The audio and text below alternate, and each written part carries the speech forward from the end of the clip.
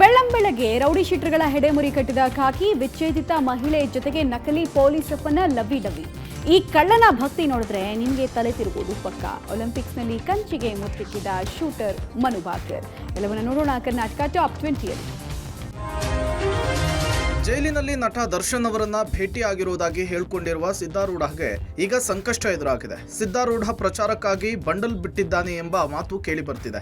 ಸನ್ನಡತೆಯ ಆಧಾರದಲ್ಲಿ ಬಿಡುಗಡೆಯಾಗಿರುವಂತಹ ಸಿದ್ದಾರೂಢ ಜೈಲಿನಲ್ಲಿ ದರ್ಶನ್ ಭೇಟಿಯಾಗಿ ಧ್ಯಾನ ಹೇಳಿಕೊಟ್ಟಿದ್ದೆ.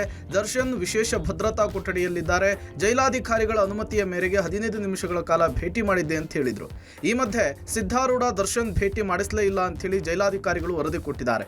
ಜುಲೈ 8ನೇ ತಾರೀಕು ಬಳ್ಳಾರಿ ಜೈಲಿನಿಂದ ಸೆಂಟ್ರಲ್ ಜೈಲಿಗೆ ಬಂದಿದ್ದ ಸಿದ್ದಾರೂಢ 9ನೇ ತಾರೀಕು ಪರಪ್ಪನ ಅಗ್ರಹಾರದಿಂದ ರಿಲೀಸ್ ಆಗಿದ್ದ. ಜೈಲಿನಲ್ಲಿ ಕೇವಲ 18 ಗಂಟೆ ಮಾತ್ರ ಇದ್ದಿದ್ದಾಗಿ ವರದಿಯಾಗಿದೆ. ಸೆಂಟ್ರಲ್ ಜೈಲು ಅಧಿಕಾರಿಗಳು ದರ್ಶನ್ ಭದ್ರತಾ ಸೆಲ್ನಿಂದ ಯಾರಿಗೂ ಅವಕಾಶ ಕೊಟ್ಟಿಲ್ಲ ಅಂತ ಹೇಳಿದ್ದಾರೆ. ಸಿದ್ದಾರೂಢ ಭೇಟಿಯ ಬಗ್ಗೆ ಕಾರಾಗೃಹದ ಇಲಾಖೆ ಬಳ್ಳಾರಿ ಜೊತೆಗೆ ಸೆಂಟ್ರಲ್ ಜೈಲಾಧಿಕಾರಿಗಳು ವರದಿ ಕೇಳಿತ್ತು. ದರ್ಶನ್ ಭೇಟಿಯ ಬಗ್ಗೆ ಸಿದ್ದಾರೂಢಗೆ ಜೈಲು ಅಧಿಕಾರಿಗಳು ನೋಟಿಸ್ ಕೊಟ್ಟು ವಿಚಾರಣೆಗೆ ಕರೆಯುವ ಸಾಧ್ಯತೆ ಇದೆ. ಮುಖ ಸ್ವಲ್ಪ ಡೌನ್ ಆಗಿದೆ, ಬಾಡಿ ಕೂಡ ಡೌನ್ ಸ್ವಲ್ಪ ಚೂರು. ಪುಸ್ತಕಗಳು ಓದೋದ್ರಿಂದ ಅವ್ರು ಸ್ವಲ್ಪ ಪುಸ್ತಕಗಳು ಧೈರ್ಯ ಕೊಡುತ್ತೆ ಅವ್ರಿಗೆ ಅಂತ ನಾನು ಅಂದ್ಕೊಳ್ತೀನಿ ಸರ್.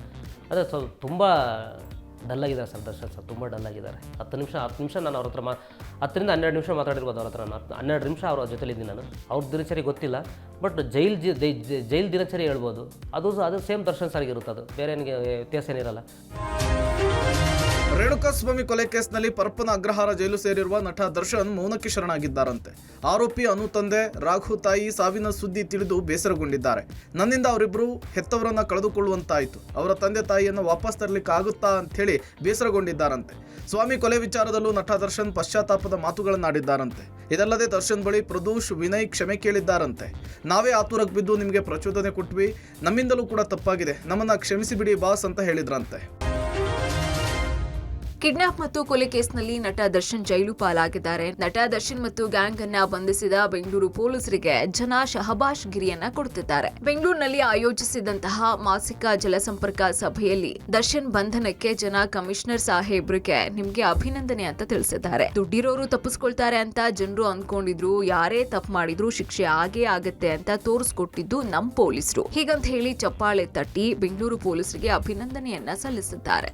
ಇಡೀ ಕರ್ನಾಟಕದಲ್ಲಿ, ಇಡೀ ದೇಶದಲ್ಲಿ ಯಾವುದೇ ಒಬ್ಬ ದೊಡ್ಡ ವ್ಯಕ್ತಿ ತಪ್ಪು ಮಾಡಿದ್ರೆ ಅವನಿಗೆ ಶಿಕ್ಷೆ ಆಗ್ತದೆ ಅಂತ ತೋರಿಸ್ಕೊಟ್ಟವರು ಕರ್ನಾಟಕದ ಪೊಲೀಸ್ ಅವರು. ದರ್ಶನ್ ಅವನ ಎಷ್ಟು ಪ್ರಭಾವ ವ್ಯಕ್ತಿ ಅಂತ ಗೊತ್ತು.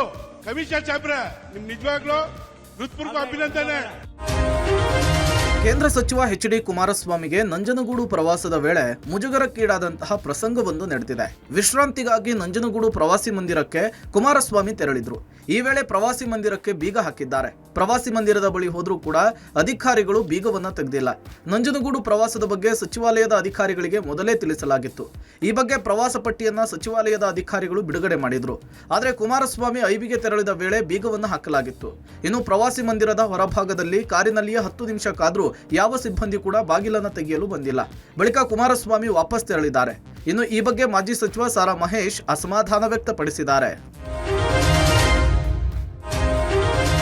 ಬೆಂಗಳೂರಿನ ಹೊರವಲಯದ ಕಗ್ಗಲೀಪುರದ ವ್ಯಾಲಿ ಸ್ಕೂಲ್ ರೋಡ್ ಬಳಿ ಬೆಳ್ಳಂಬೆಳಗ್ಗೆ ರೌಡಿ ಶೀಟರ್ಗಳ ಮೇಲೆ ಪೊಲೀಸರು ಗುಂಡಿನ ದಾಳಿ ನಡೆಸಿದ್ದಾರೆ. ಕಳೆದ ವಾರ ಕನಕಪುರದ ಮಳಗಾಳು ಬಡಾವಣೆಯಲ್ಲಿ ವ್ಯಕ್ತಿ ಮೇಲೆ ಹಲ್ಲೆ ಮಾಡಿ ಓರ್ವನ ಕೈಕಟ್ ಮಾಡಿ ಇಬ್ಬರು ರೌಡಿ ಶೀಟರ್ಗಳಾದ ಹರ್ಷ ಅಲಿಯಾಸ್ ಕೈಮಾ, ಕರುಣೇಶ್ ಅಲಿಯಾಸ್ ಕಣ್ಣ ಎಸ್ಕೇಪ್ ಆಗಿದ್ರು.